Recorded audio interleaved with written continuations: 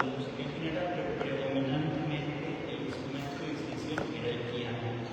Con posterioridad se comenzó a institucionalizar la educación artística de las señoritas en espacios profesos para esta función, que podían ser academias o incluso una cierta popularización, como el establecimiento que abre don Miguel Azcárate en 1858 en la Ciudad de México, que en ese entonces gobernaba y que estaba destinado a enseñar dibujo, música para las niñas pobres. Esto se va a replicar por toda la República Mexicana. Sin embargo, cuando nosotros leemos a Madame Calderón de la Barca en su texto en que hace referencia al Segundo Imperio, nos dice, y cito: hay en México unas cuantas familias, gente de elevado rango que se mezclan muy poco con la sociedad y que dejan encerradas en su casa a sus hijas para que no se contaminen del mal ejemplo, ¿no? Entonces, las señoritas decimonónicas de más altos estatus de las clases dominantes tenían muy poco contacto con la sociedad y toda la educación se consumaba puertas adentro de la casa patriarcal. Simplemente tenían una sustitución en la casa patriarcal, pasaban de la casa del padre a la casa del esposo, y ahí se consumaba todo su fenómeno educativo. Nosotros podemos decir, bueno, era una educación muy pobre, no, era una educación realmente muy rica y se ve reflejado en los repertorios que abordaba, lo cual vamos a ver más adelante. Entonces se ha de comprender al piano no como un elemento de liberación para las señoritas decimonónicas, sino como un componente extra del sometimiento patriarcal. El piano más ancla al entorno doméstico, y una vez consumado el matrimonio, pues agarran la casa de su entonces cónyuge. El piano seguirá teniendo las mismas funciones que en este sentido la música sí va a permitir cierto grado de movilidad social que limita la autonomía nacional. Entonces las niñas pobres que aprendieron a tocar el piano sí tienen cierta movilidad social y más posibilidad de insertarse, por lo menos, de manera bastante gráficamente, como instructoras de las otras señoritas decimonónicas del piano. Y eso también es muy abundante, pero no simplemente son pequeños fragmentos en el inicio de la educación de los compositores más o menos consumados. Vamos a encontrar frecuentemente que su primer maestro de piano fue una mujer, ¿sí?, que iba a casa del padre de familias, tal vez instruir a otras mujeres y no a otras señoras. Bueno, entonces, no obstante, equiparar las habilidades musicales entre hombres y mujeres, y en la época en la cual estamos, pues no es ni siquiera pertinente, como lo dice mi provocación en el título. Son miradas, lo que vamos a encontrar con frecuencia son miradas de condescendencia. Los hombres van a ver como una gracia, como algo novedoso a mujeres ver a las mujeres tocando, más que tomarlas como un ejercicio profesional serio. Y vamos a encontrar, por ejemplo, una cita que voy a hacer sobre Ramón Martínez Avilés, que escribe en la revista Euterpe. La revista Euterpe es una revista que está destinada al público femenino. Evidentemente es una revista musical, pero le dedica piezas más fáciles o menos apasionadas o con menos involucramiento de sentimientos, sobre todo negativos, porque pues es para mujeres, y también se pueden encontrar poemas y recetas de cocina y todas estas clases de cosas. Entonces, en la nota de apertura de su presentación, Martínez Avilés en 1892 dice: esta revista tiene como objetivo promover el adelantamiento del divino arte al bello sexo, a la mujer, esa hermosa compañera del hombre, y a nuestras simpáticas compatriotas, ¿no? Entonces es una mirada muy condescendiente al fenómeno musical de las mujeres. O sea, es una revista como para entretenerse, ¿no? Pero vamos a ver cuáles son los resultados. Ahora va a surgir una interrogante. ¿Hay datos precisos sobre la práctica pianística decimonónica femenina? Y la respuesta es sí y no. La respuesta sí es que hay una abundante bibliografía de composiciones, de referencias, de notas periodísticas sobre el pianismo femenino. Lo que no hay es un trabajo musicológico y musicográfico pleno, ¿sí? O sea, es una tarea pendiente que tiene la musicología mexicana. Tanto en lo público como en lo privado, las mujeres recibían, al menos se pretendía, una formación. Hacia 1895 el repositorio del Liceo de Niñas de Aguascalientes contenía los métodos Lecupey, Czerny, los estudios de velocidad, Bertini, algunos estudios de Hertz y los libros de Leber y Start, solo por mencionar algunos. Estos son referidos en el pianismo como referencia en el pianismo actual, ¿no? O sea, son libros que probablemente se puedan seguir usando. Pero lo importante es, ¿por qué un liceo que está encaminado a formar maestras de primaria o de preprimaria le pone ese énfasis a la música? Pues por la carga social que representa. Si las mujeres se querían superar, no bastaba con ser buenas maestras, sino que también su estatus social se elevaría conforme aprendieran a tocar el piano, y les exigían cosas que, por ejemplo, encontraríamos en una licenciatura, por ejemplo. Fue tanto así que las señoritas decimonónicas en su casa, como las asistentes a las escuelas públicas, se enfrentaban plenamente a las dificultades del instrumento desde una perspectiva superior al ocio. Resulta significativo el testimonio de Jiménez Casillas, que refiere con la rigurosidad la academia que propone en Aguascalientes Arnulfo Miramontes, que principalmente tenía alumnas, que exigía a las alumnas el primer año piezas seleccionadas del álbum de la juventud de Schumann, algunas sonatinas fáciles de un compilatorio que existía de Editorial Peters, ejercicios del canon y un repertorio de grado y de complejidad suficiente para el primer año. O sea, estamos viendo que esta academia, que podía ser tanto para las señoritas decimonónicas que ya podían salir de su casa, iban a tomar clases con Arnulfo Miramontes, el repertorio pues no es nada despreciable para el primer año. De hecho, ahorita podríamos considerarlo un poco ambicioso, pero muchas de estas señoritas ya tenían mucho tiempo trabajando en sus casas, tenían un bagaje previo bastante amplio. Nada más para que se le den una idea, conforme va pasando el tiempo, el grado de complejidad va aumentando y la exigencia va aumentando en función a las piezas, de tal manera que el 10º año, que consideraba Arnulfo Miramontes como el final de la formación, se le exigía obras como La Campanella y la Rapsodia húngara de Liszt, un concierto de piano que puede ser el 1 de Tchaikovsky, el concierto número 1 de Chopin o el concierto en mi bemol de Liszt. Si entendemos la dimensión de esto, este es un programa de titulación de alguien que sale con mención honorífica en cualquier conservatorio o cualquier facultad de música, ¿no? No todos alcanzan a salir tocando un concierto para piano. Y a estas mujeres se les exigía ese grado de adelantamiento, por decirlo de alguna manera, y es paradójico que donde consumaban finalmente su obra, pues podría haber sido estrictamente la sala de su casa, ¿no? Entonces es muy, muy extraño este fenómeno, pero nos da una dimensión de lo que pasaba puertas adentro.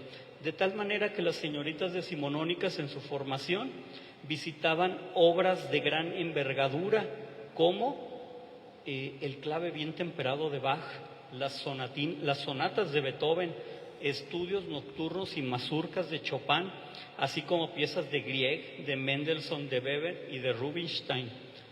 Autores mexicanos propios como Miramontes, Zenobio Paniagua, Ricardo Castro, Manuel M. Ponce, o bien incluso proponían obra propia del estilo o de las formas que ellas generalmente consumían.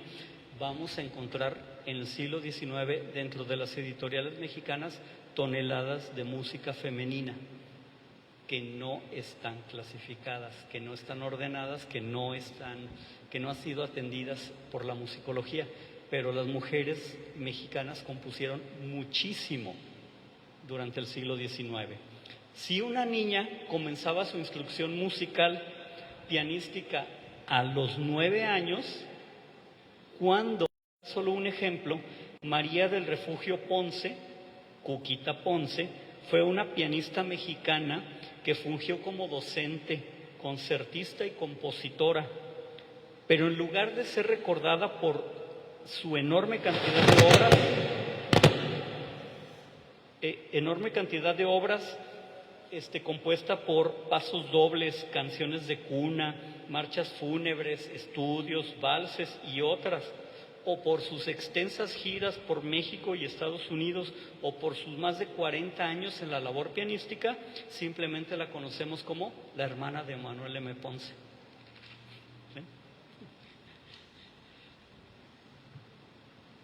En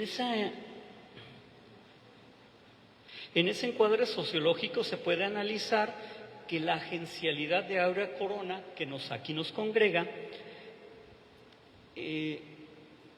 sigue más o menos los patrones de linealidad de las señoritas decimonónicas, pues al iniciarse en el piano dentro de la formación del hogar, recibió clases de la maestra Ángela Monroy desde los 4 años, comenzó a destacar entre sus hermanos y debido al progreso que tenía hacia 1920 decide continuar sus estudios en una academia como es la de Ramón Serratos. La Academia de Ramón Serratos es un caso que no está analizado por la musicología, pero es muy interesante porque a mí me generaba un conflicto porque aparece ligado intrínsecamente al fenómeno de la enseñanza musical en Guadalajara. Y de esto sí hay bibliografía, sobre todo del doctor Gabriel Parellón y del maestro Eduardo Escoto. Ahí podemos encontrar algo de ello. Pero resulta que Ramón Serratos también es uno de los precursores de la Escuela Nacional de Música en la UNAM. Entonces se traslada a México. Entonces era un muy, muy buen pianista.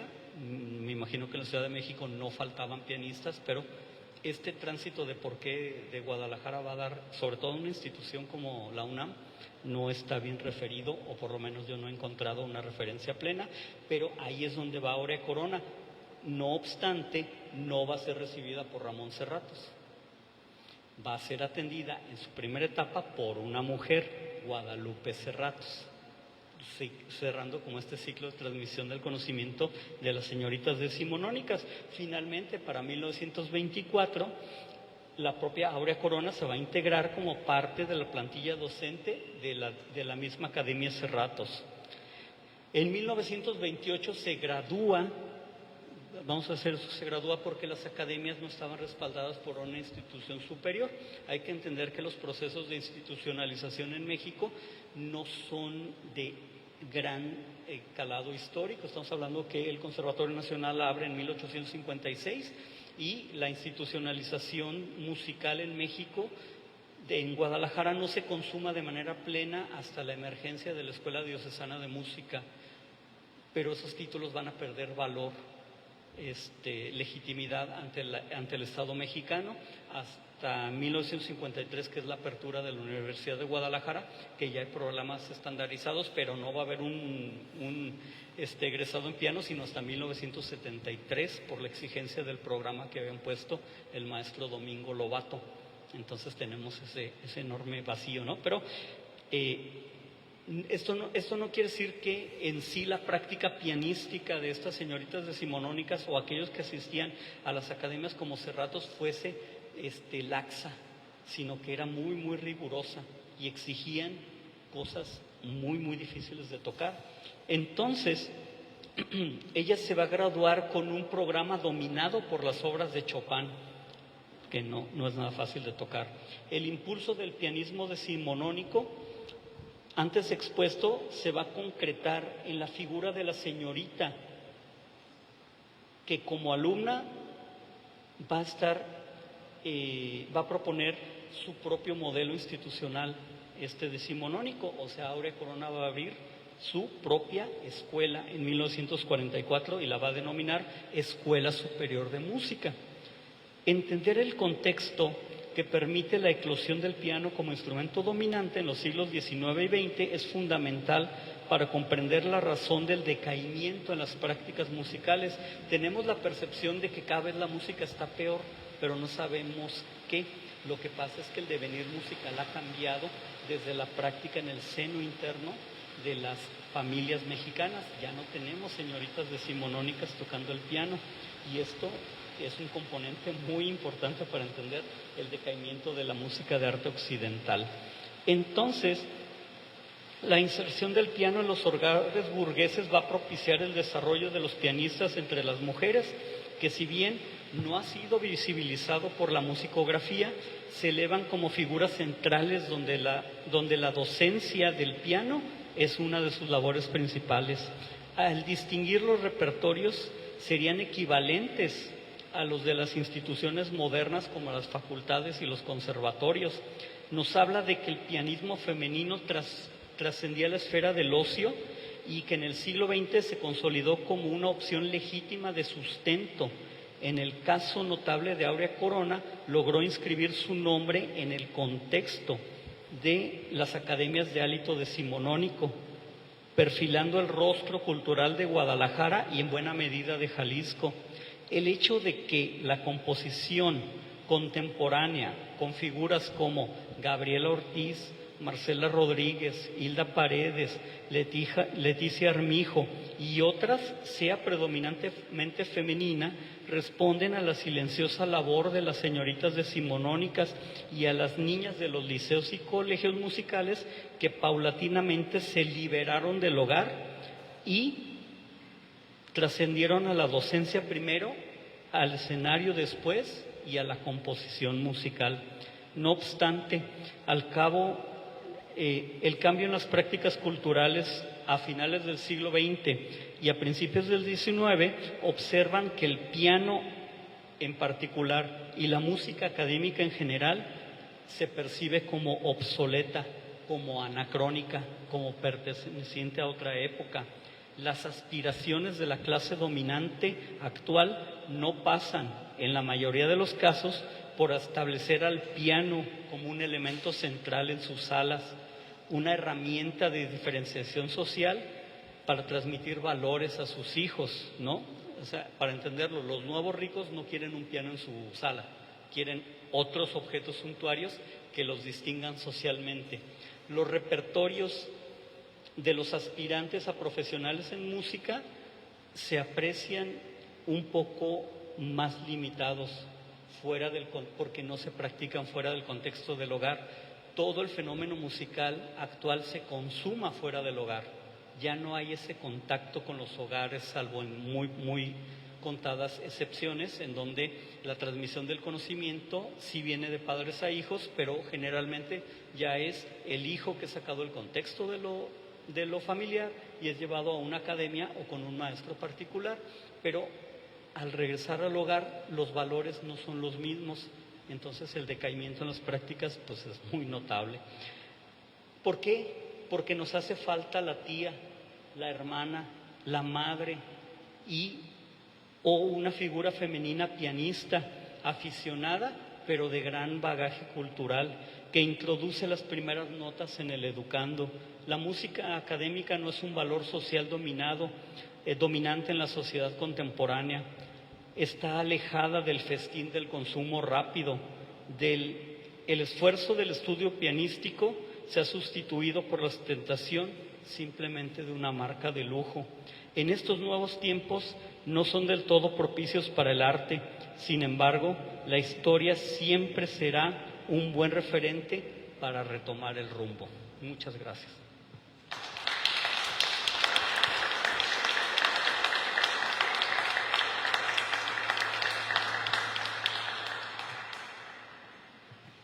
Muy bien, pues gracias a usted, maestro. Es sin lugar a dudas un tema muy interesante y que nos aplica bastante en la actualidad.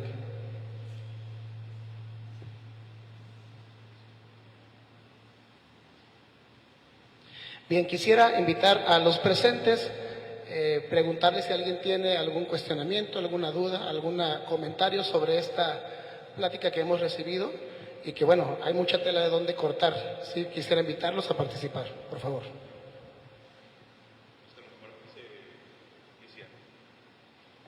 Sí. ¿No?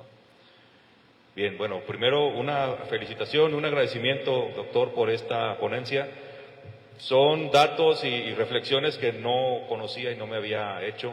Sin embargo, me recuerda mucho esta ausencia de las mujeres pianistas y compositoras en la discusión pública y en el estudio de la música. Me recuerda a la situación similar que padecen o padecieron las escritoras también del siglo XIX.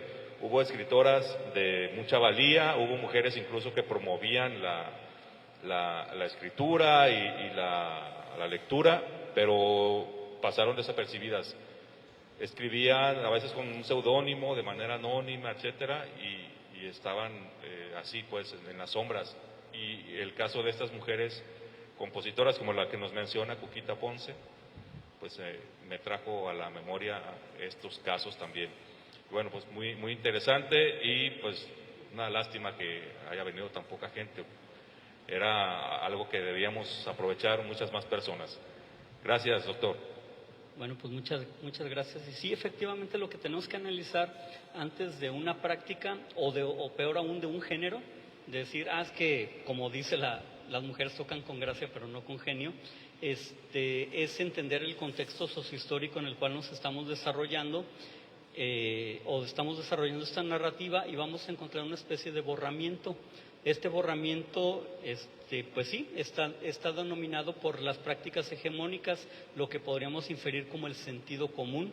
El sentido común de las prácticas decimonónicas nos decía que la producción femenina pues no iba a alcanzar el valor de las prácticas masculinas, por ende, pues había que dejarlas a un lado o no irlas refiriendo. Constantemente nos vamos a encontrar esa noción. Vamos a encontrar, por ejemplo, muchas compositoras muy destacadas como Sofía Cancino, que pues no aparecen en los libros de historia de la música o aparecen apenas con una mención en función de los grandes héroes culturales que tenemos, ¿no?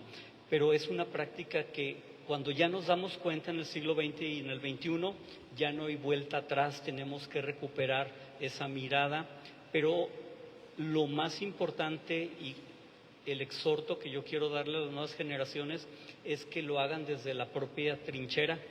Yo puedo determinar o puedo puntualizar que hay un problema en la historiografía desde el punto de vista femenino, de la referencia de la figura femenina, pero las personas más adecuadas para hacer la recuperación, el análisis y las búsquedas son las mujeres precisamente. Porque desde el momento en que Michel Perrault escribe mi historia sobre las mujeres nos da una perspectiva diferente. Entonces, si un hombre como yo llego y hago exactamente lo mismo, estoy replicando el mismo modelo. Necesitamos involucrar y que las mujeres, sobre todo las del centro universitario de la Costa Sur en primera instancia y en general de la Universidad de Guadalajara, se acerquen a estos temas tan importantes de la cultura y el género, porque hay mucha tela de donde cortar. Y el Festival Áurea Corona, con Áurea Corona al centro, nos da testimonio que las prácticas culturales en esta región también tienen mucho de dónde ser referido. Va a ser más dificilito, pero va a ser muy satisfactorio y muy consonante para las mujeres de esta región involucrarse con el estudio de las mujeres que las antecedieron. Maestro, yo tengo una pregunta, o una duda.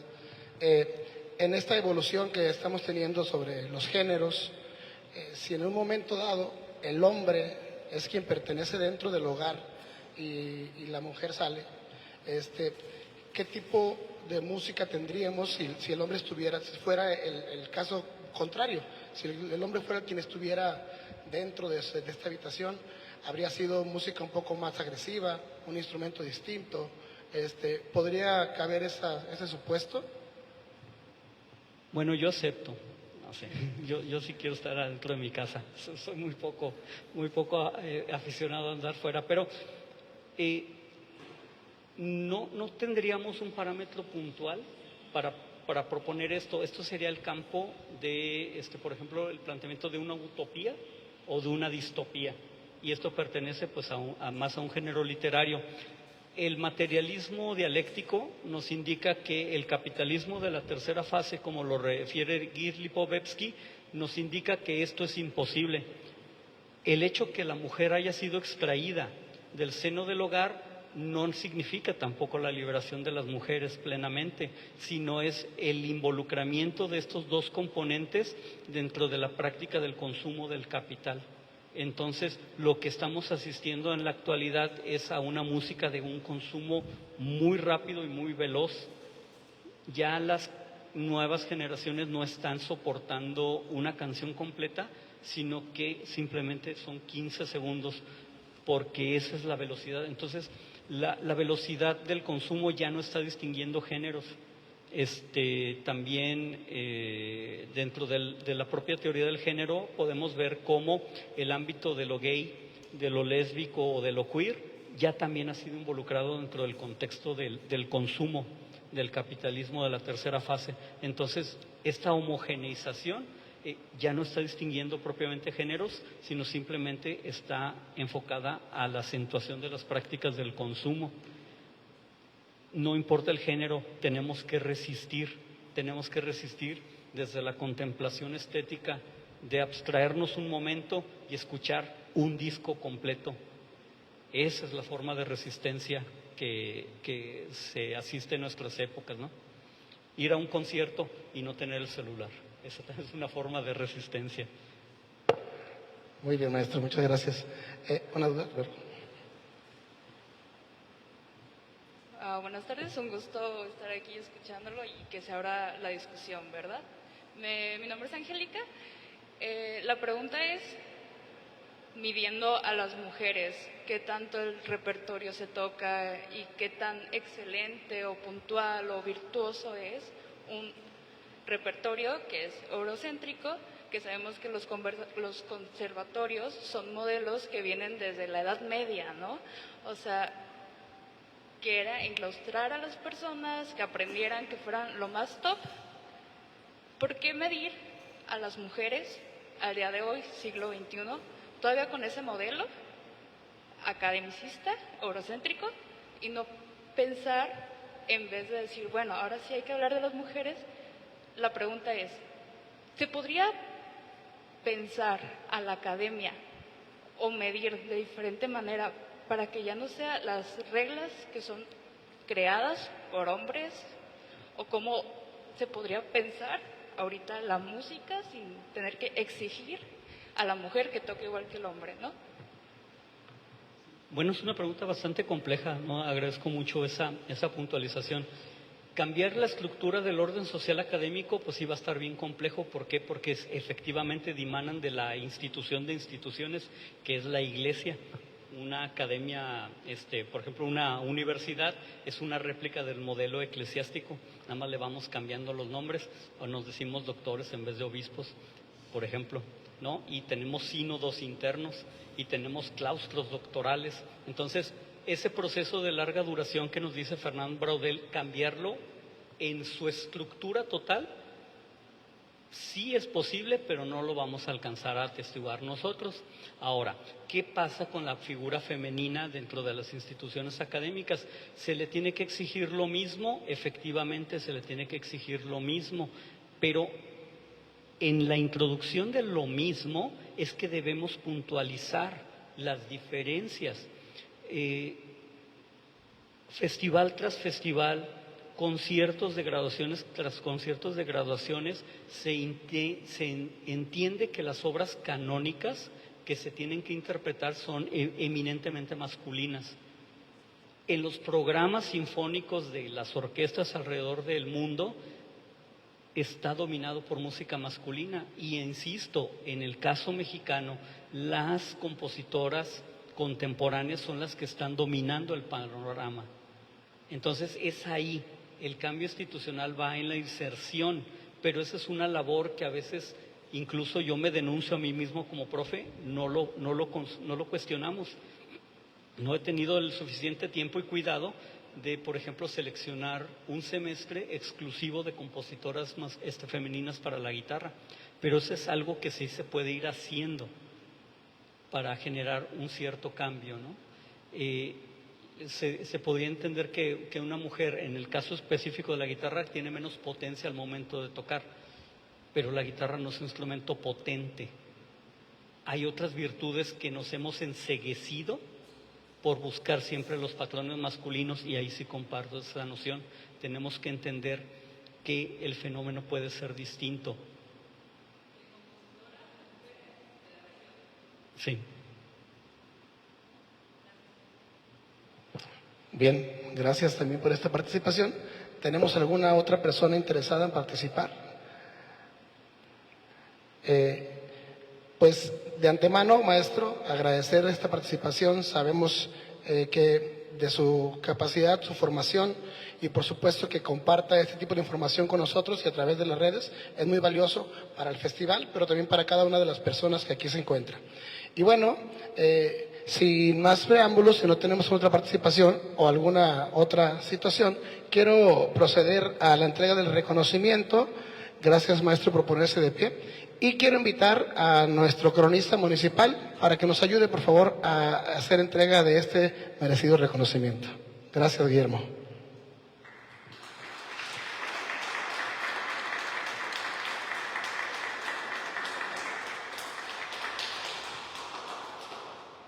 Bien, muchas gracias de nuevo, doctor Irepan. Y el reconocimiento dice así: el Honorable Ayuntamiento Constitucional de Autlán de Navarro, a través de la Dirección de Arte, Cultura y Educación, el Museo y Centro Regional de las Artes, otorgan la presente constancia al maestro Irepan Solorio Farfán por su destacada participación con la conferencia Las Mujeres y el Pianismo del siglo XIX en México, en el marco de la 9ª edición del Festival Áurea Corona, Autlán de Navarro, Jalisco, 29 de agosto de 2025. Y el documento incluye las firmas del licenciado Gustavo Salvador Robles Martínez, presidente municipal de Autlán, del licenciado Esdras López Mundo, director de Arte, Cultura y Educación, y de la regidora de Arte y Cultura, Miriam Luján Espinosa.